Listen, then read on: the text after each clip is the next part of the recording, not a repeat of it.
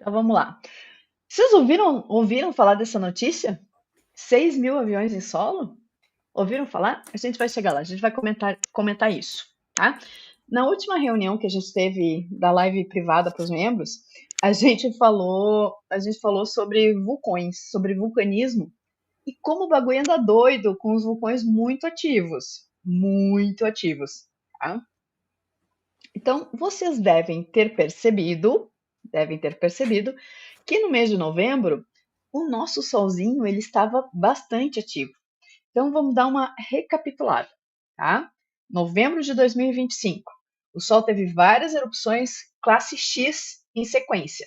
Então vou fazer uma breve pausa aqui para introduzir o que é essa classe X, tá? Essas ejeções de massa coronal, né, a gente tem alguns tipos de eventos solares. Um é o que se chama de flare. Flare poderia ser traduzido como brilho, tá? Então existe um aumento de intensidade do brilho do Sol, geralmente é focal, associado a manchas solares. E esses flares, só a explosão de brilho, ele não faz nada, ele não tem impactos sobre o nosso planetinha aqui. Ele dá uma quantidade de prótons maior, dá uma acelerada no vento solar, mas ele não tem impacto. Acontece que boa parte dos flares estão associados com o que a gente chama de CME. CME é a sigla em inglês para ejeção de massa coronal. Tá?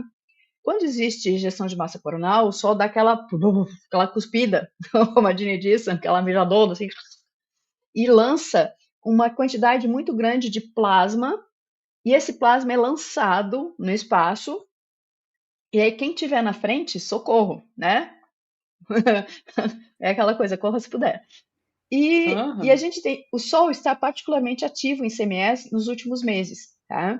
A gente sabe que o ciclo solar que a gente está enfrentando agora, que é o ciclo solar 25, ele ele está sendo mais ativo que o ciclo solar 24. Então a gente tem, depois eu vou mostrar um site mostrando uma comparação do número de pontos, né, de manchas solares, Uhum. e é justamente a quantidade de manchas solares que indica a atividade de um determinado ciclo solar. Tá? Essas manchas solares são zonas de complexidade magnética, e aí quando elas se interagem, dá essas explosões. Tá? Nos últimos ciclos, a gente vinha vendo uma progressiva diminuição de intensidade. O ciclo 24 foi um ciclo particularmente pouco intenso. Cada ciclo solar ele dura ao redor de 11 anos. Tá? O ciclo 25, por outro lado, está recuperando a intensidade dos ciclos anteriores.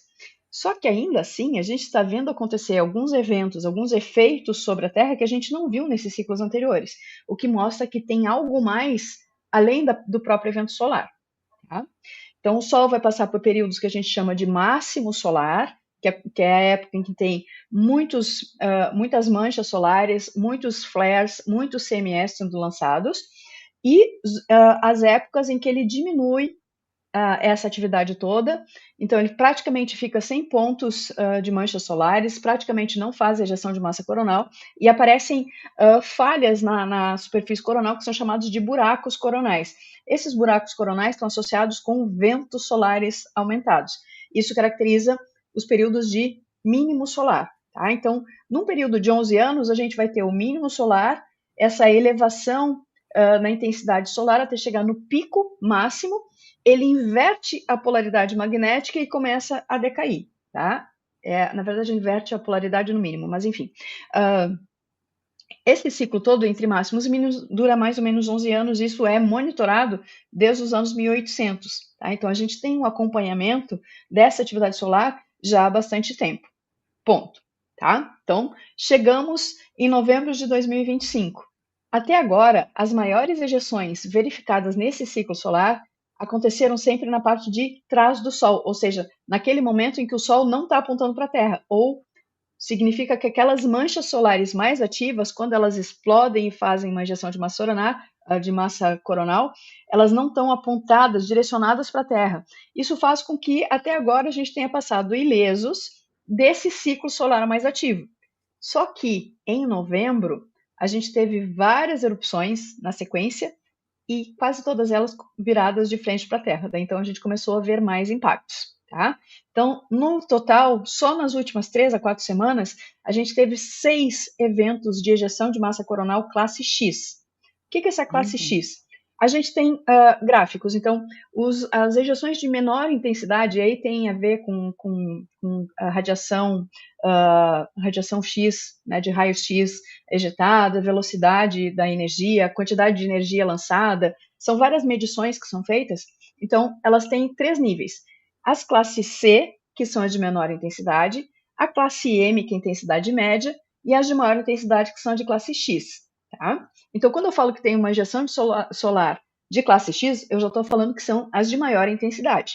As de classe X, elas vão sendo medidas por números. Então, tem 1, 1,2, 1,3, 1,4, ou 4, 5, 6, tá?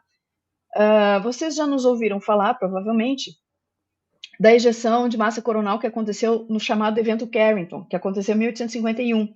Esse foi o evento de ejeção de massa coronal mais bem documentado, a ponto de fazer impactos grandes sobre a superfície do planeta. Naquela época, as pessoas tomavam choque ao tocar em maçanetas metálicas, tá? Tamanha foi a radiação elétrica e a sobrecarga elétrica e eletromagnética também na superfície da Terra. Nessa época, a nossa sociedade não dependia nem de eletricidade, nem de tecnologia de informação via internet ou outras redes. Então, o que se tinha de tecnologia era o telégrafo, e fritou o telégrafo. Inclusive, teve alguns operadores de telégrafo que desviveram porque tomaram o impacto quando essa ejeção chegou. Nessa ejeção, a velocidade do impacto foi tão grande que ela levou 17 horas para chegar à Terra, desde a observação do evento pelo Carrington, que era um astrônomo que fazia essas medições, e é daí que o evento teve o nome dele. Observação número 1. O evento Carrington não acontece durante um máximo solar. Ele acontece depois que o Sol atingiu seu pico e começa a diminuir a frequência. Um outro evento solar bem mapeado, que é o evento chamado Halloween, que aconteceu em 31 de outubro de 2003, que é o segundo evento solar de maior intensidade mapeado, também aconteceu depois desse pico do máximo solar, quando começa a cair, que é exatamente o momento que nós estamos. O pico, a atividade máxima do ciclo solar 25, aconteceu no início do ano. Tá? Então, a partir do final de 2024, primeira metade de 2025, a gente chega no pico máximo solar e a gente começa agora começa a diminuir a frequência, tanto que eu vou mostrar alguns gráficos, vocês vão ver que assim, que existe já uma diminuição na contagem das manchas solares observadas, ok? Mas o fato de a gente estar em fase de queda não quer dizer que ele siga potente fazendo esses eventos, tanto que aqui a gente teve em novembro 6, tá? Quase todos eles saíram da mesma região ativa, a região chamada de AR4274, tá? Esses pontos solares, eles são avaliados, eles são numerados à medida que eles vão virando. O que acontece? O Sol vai dando volta, então existe um período de mais ou menos 2 semanas que o Sol fica com uma face voltada para a Terra, ele vai girando, ele também tem seu movimento de rotação, e esses pontos solares, eles vão migrando, essas manchas são complexas, elas vão ganhando complexidade, diminuindo de complexidade, e quando o Sol volta, essas manchas solares ganham novos números, né? Porque do lado do Sol, a gente não tem monitoramento, ok? 1859, eu sempre troco entre 59 e 51. Eu investei que esse não adianta eu ler que eu sempre troco. Tá? Então vamos lá. Então, eu peguei alguns dados da NOAA, né, que é o site da NASA que faz esse acompanhamento. Então aqui ele fez uma imagem mesclada mostrando 6 eventos solares que aconteceram nessas últimas 3 semanas. Tá? Então, a imagem principal está no comprimento de onda de 131 angstrom, que dá essa cor vermelha. Então, todos são imagens do Sol, mas com comprimentos de luz diferentes. Então, por isso que eles dá essa cor diferente aqui, do verde, desse roxo, tá? É tudo conforme o comprimento de onda. Então, o que eles fizeram nessa imagem? Eles foram mostrando, pegando imagens do Sol à medida que ele ia fazendo a rotação e mapeando todos os flares. Então, é como se tivesse 6 pontos explodindo ao mesmo tempo, que na verdade é uma imagem composta. Então, todas essas, exceto essa aqui, que é a imagem número 2, saíram do mesmo foco, da mesma região ativa, que é aquela região que a gente falou, a 4274, tá? Muito bem. Então, uma coisa a gente sabe, é bonito pra caramba. Só que isso aqui, isso aqui teve um impacto direto porque foram todas voltadas, a face voltada para a Terra. Até agora, elas estavam acontecendo quando chegava nessa porção aqui, ou seja, o Sol está rodando, então o impacto é projetado para trás, né, adiante de nós, ou então na face de trás, na face não apontada para a Terra. Então, essa face que a gente vê, né, que a gente está fotografando aqui, é a face do Sol que está virada para a Terra, que na verdade está virada para as sondas de monitoramento, que tem a SOHO e a GOES, tá, que são os sistemas de sondas que monitoram, de satélites que fazem esse monitoramento. Tá? Bom, aqui estão todos no mesmo comprimento de onda, tá, que é o comprimento 131. E, de novo, então aqui a gente vai olhar como que essa mancha, a 4274, se moveu pelo Sol durante o período. Então, todas essas projeções que estão sendo vistas aqui, ó, são da mesma mancha solar. Então, o que a gente consegue perceber é que é uma região muito ativa, tanto que ela fez várias explosões num curto período de tempo. Essas explosões, elas começaram no início de novembro, tá? Teve a primeira explosão no dia 4, depois começou 9, 10 e 11, e depois mais uma no dia 14 de novembro, entre 13 e 14 de novembro. Então, essas foram as mais intensas desse ciclo que nos atingiu, né, passando do X, tá? Então, o tamanho da Terra é mais ou menos do tamanho dessa manchinha aqui, tá? Então, quando a gente olha uma explosão dessa, no tamanho do Sol parece, só uma coisinha. Se a gente comparar o tamanho da Terra é mais ou menos o tamanho dessa manchinha, desse pontinho brilhante aqui onde está o mouse. Uma bolinha desse tamaninho, perto daquelas crateras escuras que aparecem assim, né? Isso. Tá? Então, só para dar uma ideia, essas erupções combinadas de 9, 10 e 11 de novembro, elas produziram auroras muito intensas nesses dias entre 11 e 13 de novembro. Mas a aurora, gente, a aurora é só a excitação eletromagnética da atmosfera, dessas porções geralmente polares. Então, quando a gente fala em aurora, auroras são boreais ou austrais, se está no hemisfério norte ou no hemisfério sul. E geralmente elas estão localizadas, elas aparecem em altas latitudes, ou seja, bem próximo da região lá do Alasca, Canadá, né, a Rússia, os países nórdicos, tanto que assim, o pessoal vai para a Noruega para ver a aurora, né, por conta de ser altas latitudes. E aqui no hemisfério sul, geralmente elas estão restritas à Austrália, nas porções sul da Austrália, na Antártida e ali na Terra do Fogo, nas porções também do sul da Argentina e sul do Chile. Dificilmente a gente tem auroras fora dessas altas latitudes. Mas essa tempestade tão intensa fez com que fossem visualizadas auroras em estados no sul dos Estados Unidos, como Texas, Flórida, no México, e até mesmo tem registros na América Central, o que é uma coisa, assim, muito raramente vista, tá?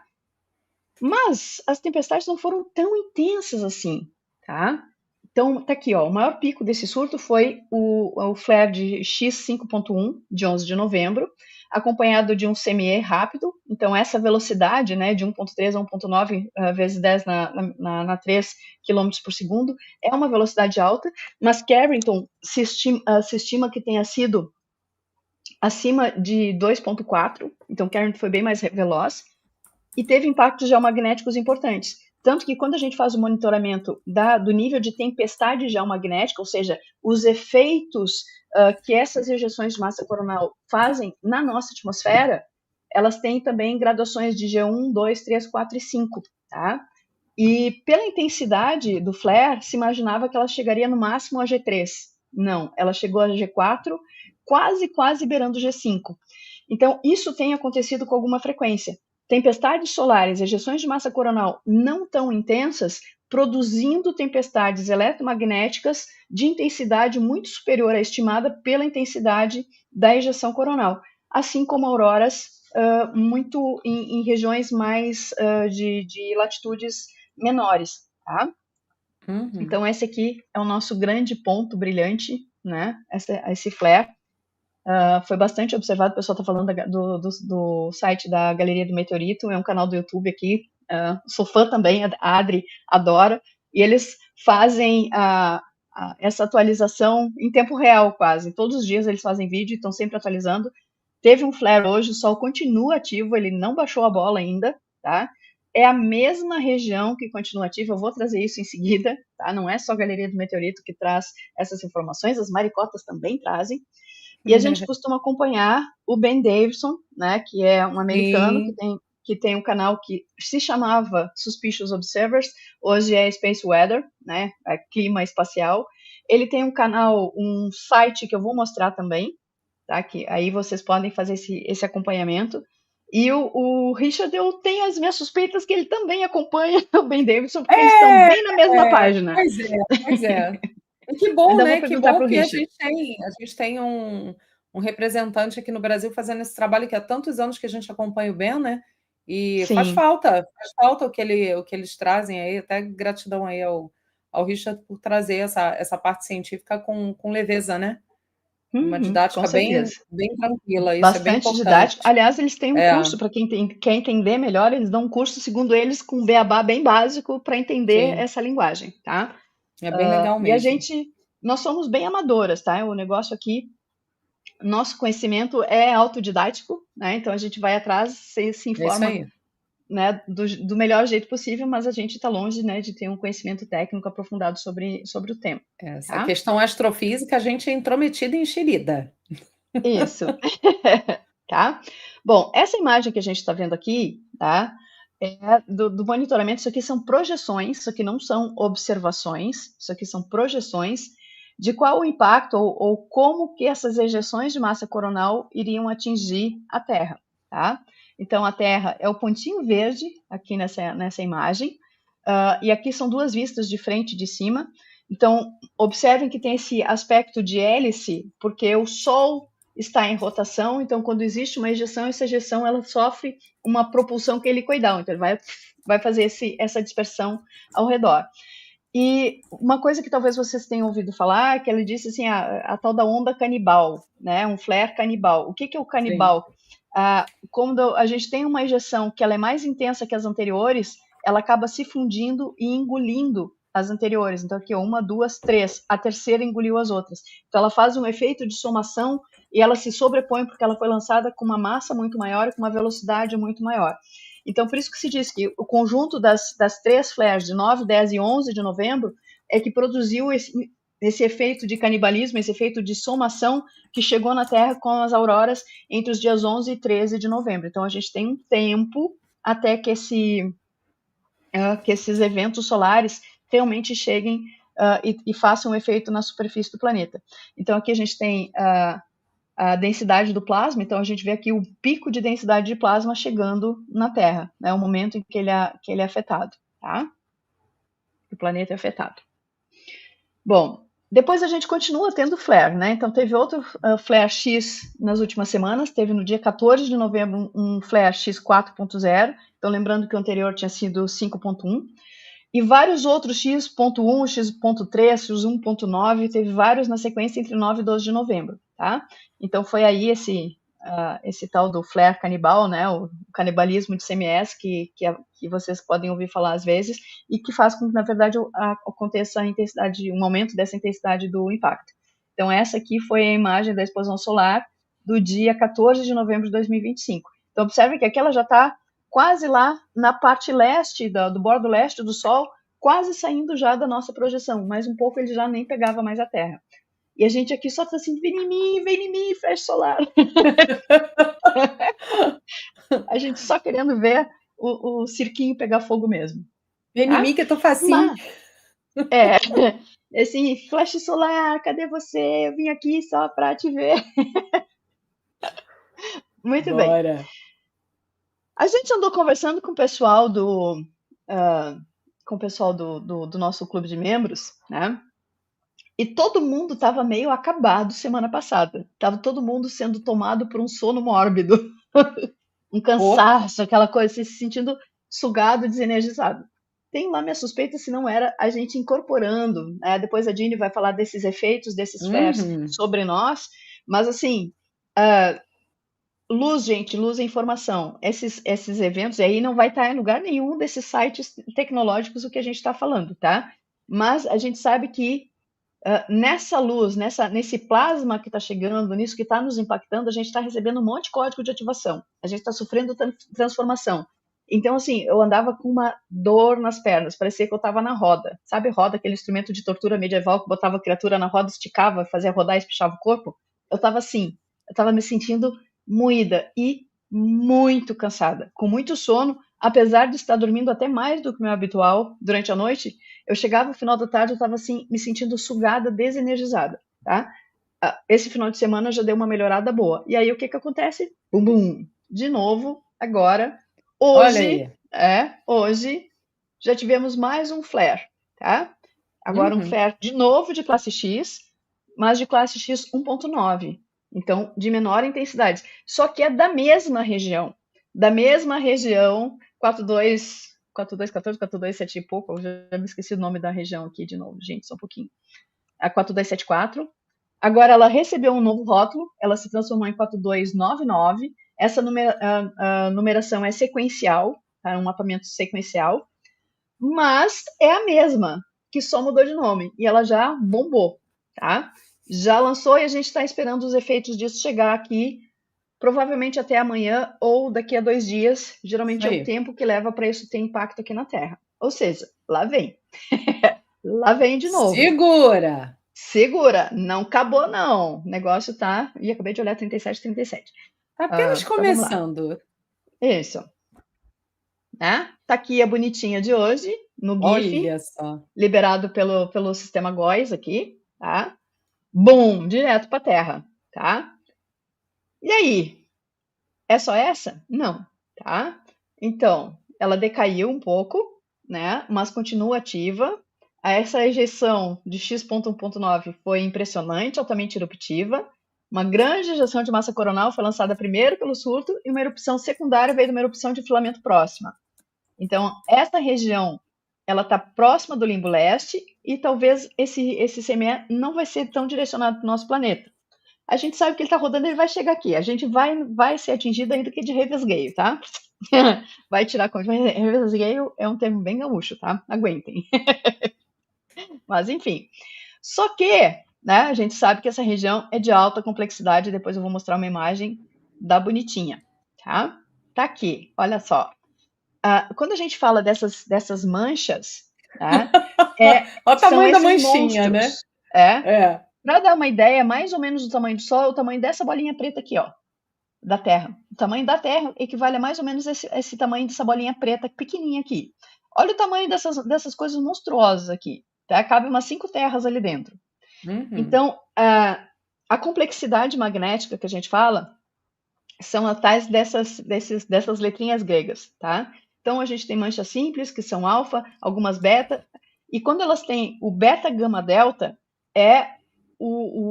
isso tem a ver com a capacidade dela gerar arcos magnéticos, então são vários monitoramentos que os cientistas fazem, e quando elas têm essa complexidade beta, gama, delta, são aquelas louquinhas para dar uma explodida. Tá? Então, isso faz com que elas sejam de alto risco e por isso elas são altamente observadas.